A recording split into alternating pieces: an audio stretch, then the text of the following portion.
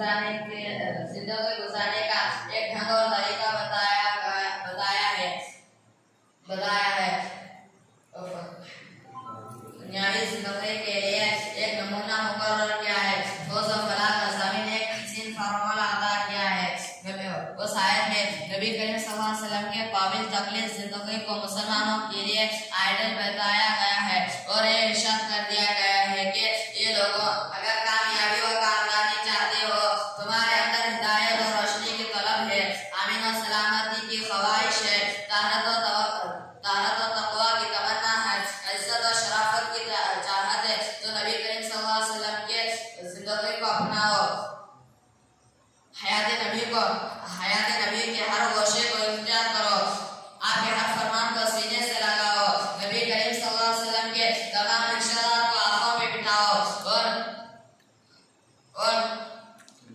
सुन्नत नबी को अपने जिंदगियों में दाखिल करके सारी दुनिया के सामने ये ऐलान कर दो, खिलाफी राही पैगंबर कदम जो भी उठाएगा कभी रास्ता ना पाएगा, कभी मंजिल ना पाएगा। इसी बात पर मेरे छोटे से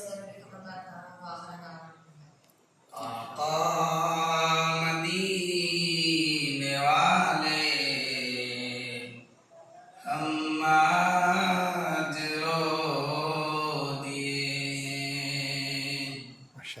यादों ने तेरे दिल में नश्तर चिभो